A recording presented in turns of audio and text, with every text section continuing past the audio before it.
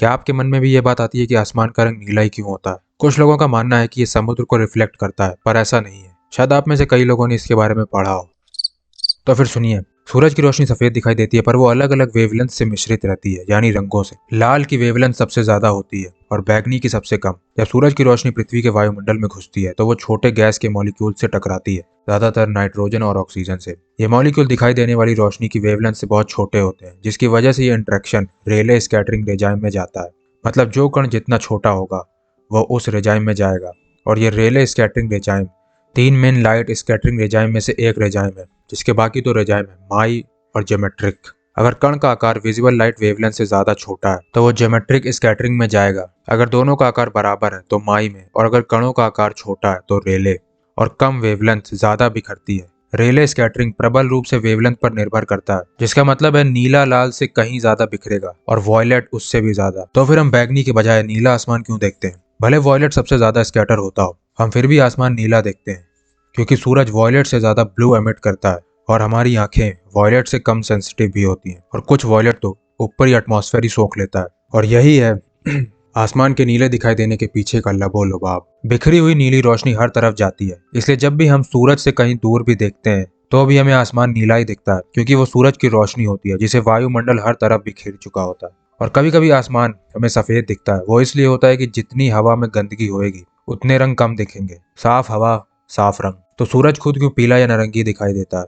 सूरज से हमारी आंखों तक पहुंचने वाली रोशनी में ज्यादातर नीली रोशनी बिखर जाती है, और जो रोशनी बचती है वो वेवलेंथ में ज्यादा होती है, जिसकी वजह से सूरज पीले रंग का दिखता है जब वो आसमान में ऊपर होता है। पर जब सूरज ढलता है या उगता है तब सूरज की रोशनी और ज्यादा एटमॉस्फेयर से होकर गुजरती है। ज्यादातर हरा और पीला रंग पहले ही बिखर जाता है हम तक पहुंचने तक, और बची हुई डायरेक्ट लाइट लाल और नारंगी को आसमान में हावी कर देती है, जिसकी वजह से सूरज के आसपास का आसमान लाल दिखाई देता है और बाकी जगह तब भी नीली या बैगनी दिखती है। अगर आसमान नीला है तो बादल सफेद क्यों है? तो बादलों के सफेद दिखाई देने के पीछे की वजह है कि बादलों के ड्रॉपलेट्स हवा के मॉलिक्यूल से ज्यादा बड़े होते हैं, जिसकी वजह से वो सारी वेवलेंथ एक समान ही बिखेरते हैं, जिसकी वजह से बादल सफेद या धुमैले दिखाई देते हैं। और ये फेनोमेनन माई स्कैटरिंग में आता है।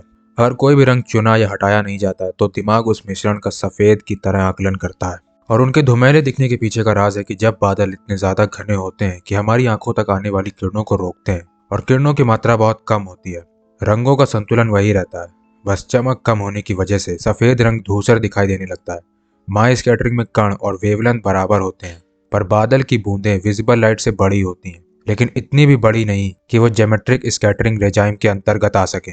पर बारिश की बूंदें बादलों की बूंदों से बहुत ज्यादा बड़ी होती हैं, जिसकी वजह से वो माई स्कैटरिंग रेजाइम में नहीं बल्कि ज्योमेट्रिक स्कैटरिंग रेजाइम में जाती हैं, जिसकी वजह से बारिश की बूंदों का कोई भी रंग नहीं होता। तो आकाश नीला इसलिए नहीं है क्योंकि उसमें समुद्र का प्रतिबिंब पड़ता है, और ना ही इसलिए क्योंकि ऑक्सीजन का रंग नीला है, या फिर इसलिए कि आकाश नीली रोशनी उत्सर्जित करता है, बल्कि इसलिए है क्योंकि सूरज उस रोशनी को बिखेरता है जिसको भौतिकी नियंत्रित करती है। वैसे धरती पे असली में कोई रंग है ही नहीं, ये तो रोशनी, पदार्थ और देखने वाले के बीच की परस्पर क्रिया का नतीजा है। मतलब हर चीज बेरंगी है जब तक उसे रोशनी से सराबोर ना कर दिया जाए।